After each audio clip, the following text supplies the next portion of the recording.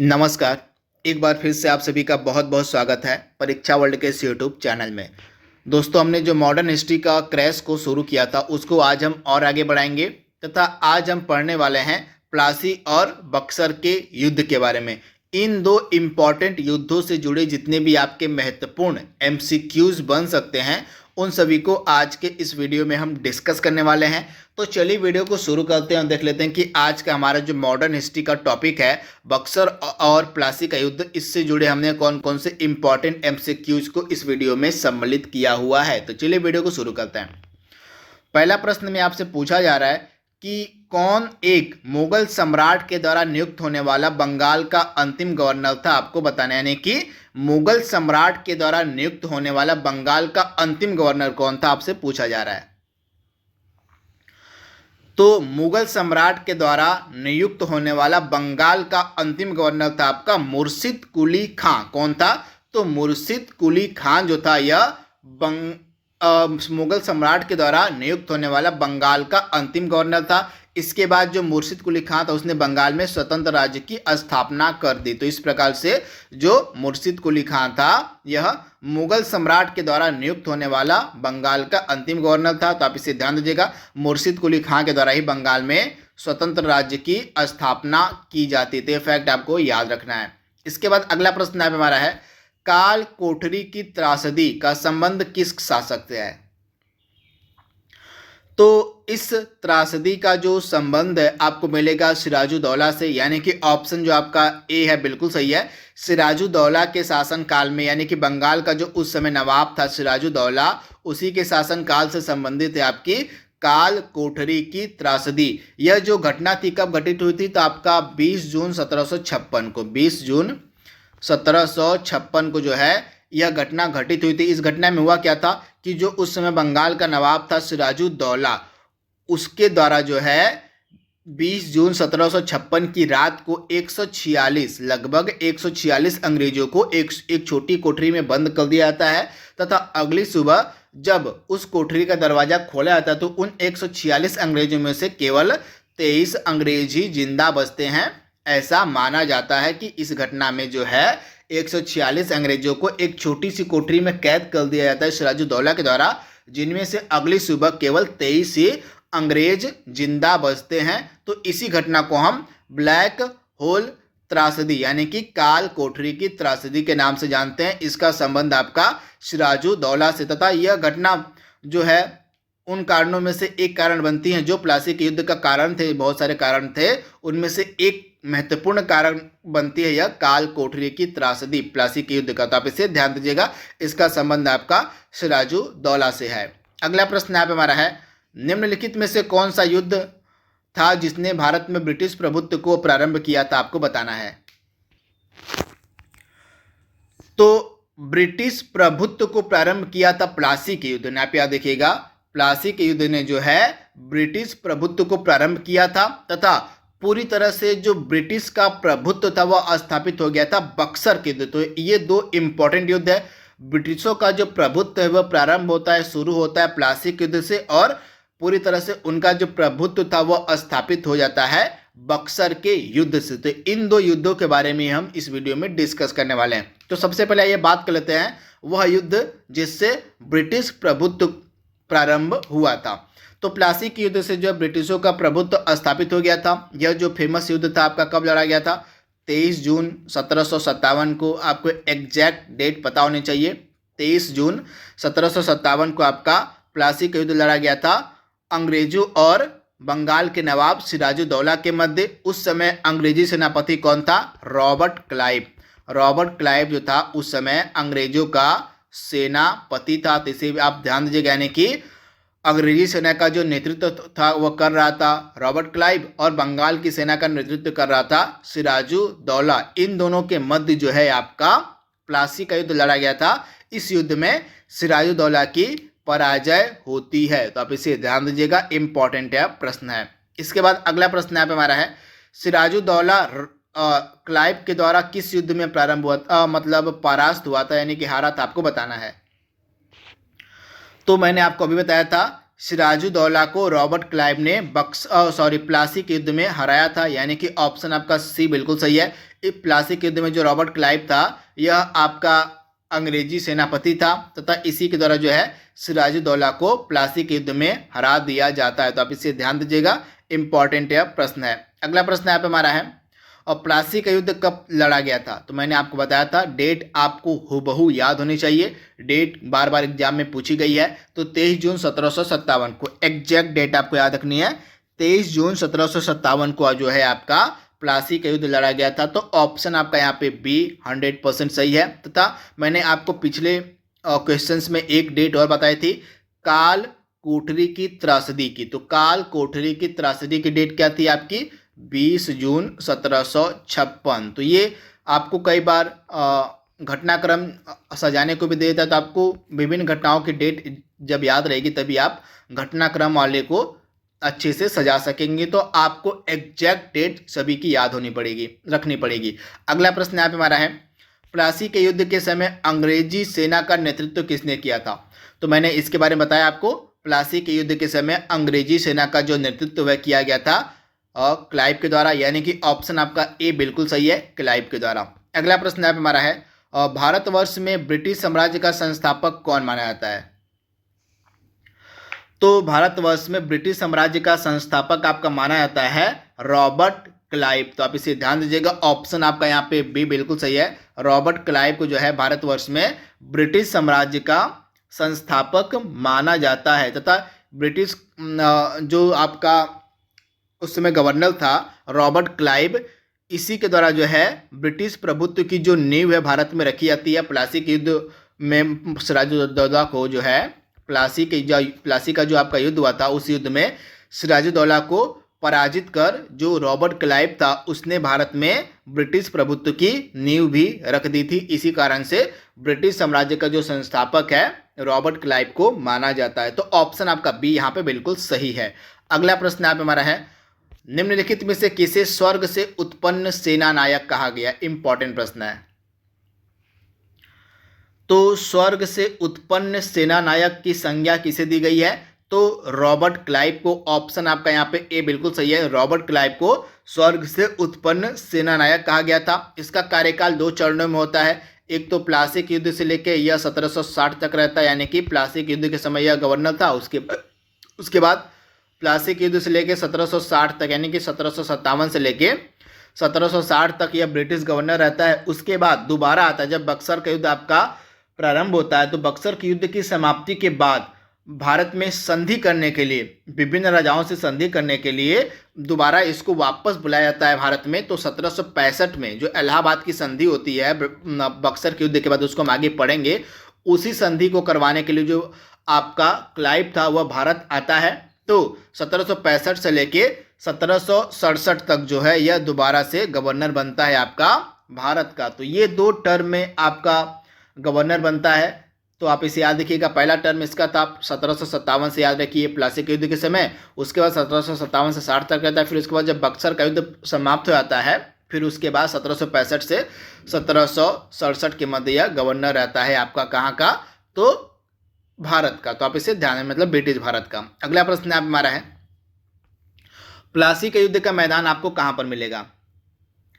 तो प्लासी के युद्ध का मैदान आपको मिलेगा पश्चिम बंगाल में, यानी कि ऑप्शन आपका डी यहाँ पे बिल्कुल सही है, पश्चिम बंगाल। अगला प्रश्न आप हमारा है, निम्नलिखित में से किसने अपनी राजधानी को मुर्शिदाबाद से मुंगेर स्थापित किया था? इंपॉर्टेंट प्रश्न है।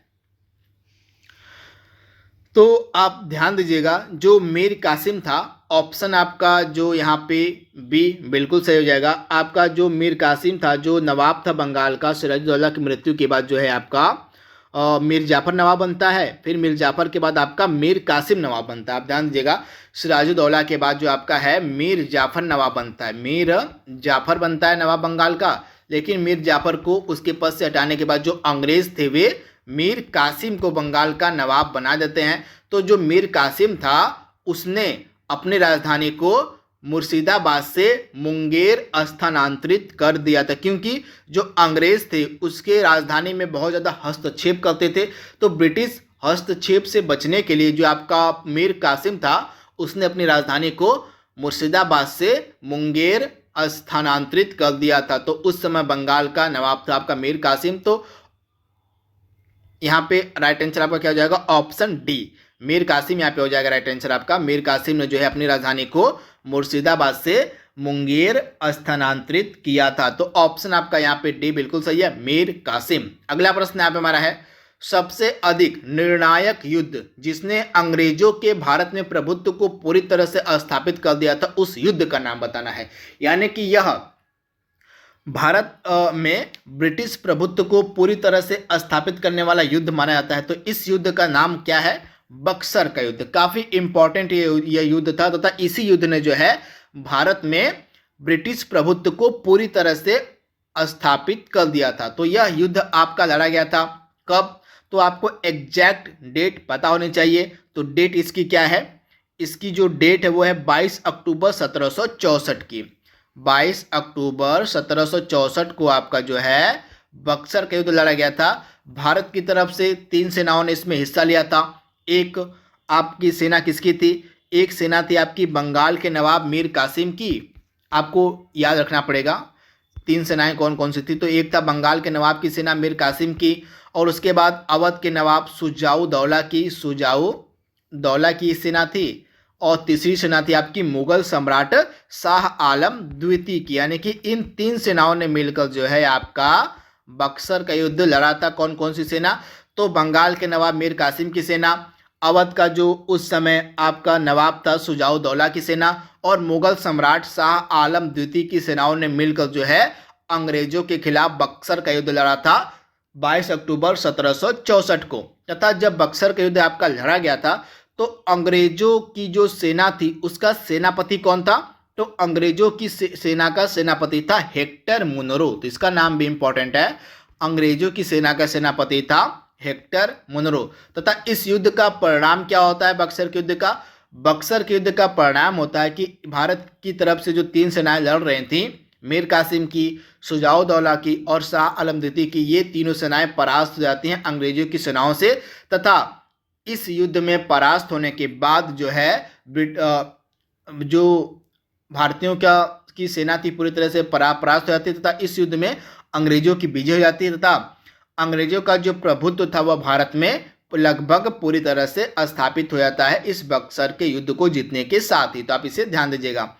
अगला प्रश्न यहाँ पे हमारा है, बक्सर के युद्ध के समय दिल्ली का शासक कौन था, तो बक्सर के युद्ध के समय दिल्ली का आपका शासक था शाह आलम द्वितीय। यानी कि ऑप्शन आपका जो ए है बिल्कुल सही हो जाएगा। बक्सर के युद्ध के समय दिल्ली का शासक कौन था, तो आपका शाह आलम द्वितीय जो था वह दिल्ली का शासक था। तो आप इसे ध्यान दीजिएगा, इंपॉर्टेंट है। इसके बाद अगला प्रश्न यहाँ पे हमारा, बक्सर के युद्ध मैंने आपको क्या बताया था, 22 अक्टूबर 1764 को लड़ा गया था। तो ये डेट आप याद रखिएगा।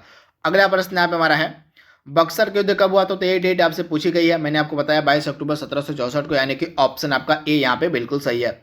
बक्सर के युद्ध के समय अंग्रेजी सेनापति कौन था, तो बक्सर के युद्ध के समय अंग्रेजी सेनापति आपका था कौन, तो इसका नाम था हेक्टर मुनरो। यानी कि ऑप्शन आपका बी बिल्कुल सही है। प्लासी के युद्ध के समय आपका रॉबर्ट क्लाइव था अंग्रेजी सेनापति, और बक्सर के युद्ध के समय आपका हेक्टर मुनरो था सेनापति। तो आप इसे ध्यान दीजिएगा। इसके बाद अगला प्रश्न यहाँ पे हमारा है, निम्नलिखित में से जिस एक शासक ने ईस्ट इंडिया कंपनी को दीवानी प्रदान की थी उसका नाम क्या था, आपको बताना है। तो इस प्रश्न का राइट आंसर आपका क्या हो जाएगा, शाह आलम द्वितीय ने जो है ईस्ट इंडिया कंपनी को जो है दीवानी अधिकार प्रदान कर दिए थे। यह किस कारण से हुआ था, तो आपको मैंने बताया था बक्सर के युद्ध में शाह आलम द्वितीय जो मुगल सम्राट था उस समय, उसकी सेनाओं ने भी हिस्सा लिया था। तो जैसे ही बक्सर का युद्ध समाप्त होता है और ब्रिटिश सेना जीत जाती है, तो युद्ध की समाप्ति के बाद जो है मैंने आपको बताया था रॉबर्ट क्लाइव दोबारा से जो है भारत बुलाया जाता है। रॉबर्ट क्लाइव का दोबारा से आगमन होता है भारत में, तथा इसी रॉबर्ट क्लाइव ने जो है ब्रिटिश सम्राट जो थे जिनकी सेना ने बक्सर के युद्ध में हिस्सा लिया था, शाह आलम द्वितीय की सेना ने, इसके साथ इलाहाबाद की प्रथम संधि की। क्लाइव ने जो है इलाहाबाद की प्रथम संधि किसके साथ की, तो शाह आलम द्वितीय के साथ की इलाहाबाद की प्रथम संधि। यह कब हुई थी, तो 12 अगस्त 1765 को। 12 अगस्त, ये डेट आप याद देखिएगा, 12 अगस्त 1765 को जो है इलाहाबाद की प्रथम संधि की जाती है शाह आलम द्वितीय के साथ। किसने की थी? तो रॉबर्ट क्लाइव ने की थी। इस संधि में हुआ क्या था? इस संधि के तहत मुगल बादशाह ने ईस्ट इंडिया कंपनी को बंगाल, बिहार और उड़ीसा की दीवानी प्रदान की। तो यही प्रश्न आपसे पूछा जा रहा है। तो जो रॉबर्ट क्लाइव बक्सर के युद्ध की समाप्ति के बाद दोबारा से भारत आता है, इसी रॉबर्ट क्लाइव ने मुगल सम्राट शाह आलम द्वितीय के साथ इलाहाबाद की प्रथम संधि की 12 अगस्त 1765 को। इस संधि के तहत जो मुगल बादशाह था शाह आलम द्वितीय, उसने ईस्ट इंडिया कंपनी को बंगाल, बिहार और उड़ीसा की जो दीवानी थी वह प्रदान कर दी। तो इसकी डिटेल भी आपको याद रखनी पड़ेगी।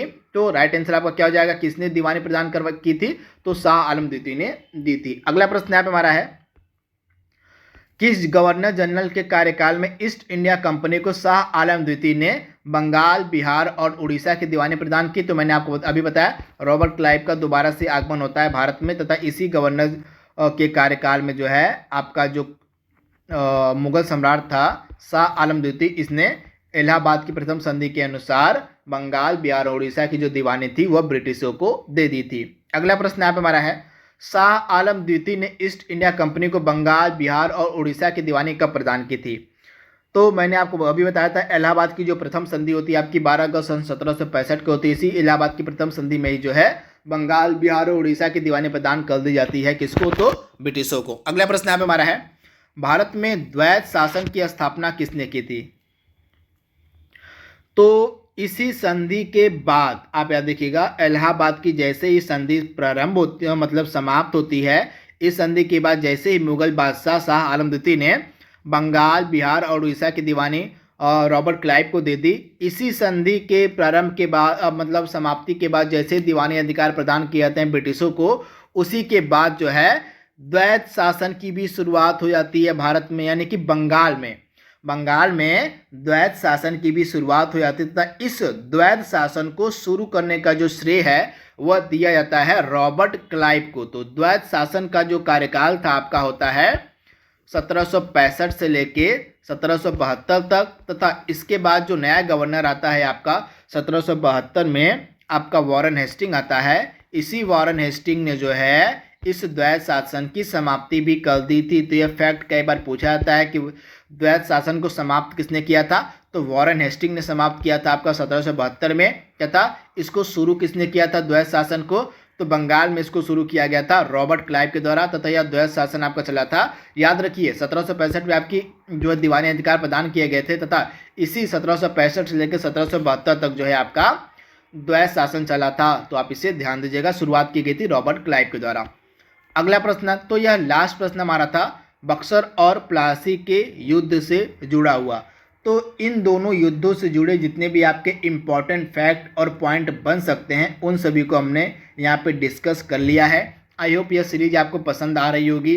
तो आज के लिए बस इतना ही, कल हम फिर मिलेंगे एक नए वीडियो के साथ। तब तक के लिए thank you, thanks for watching, thank you.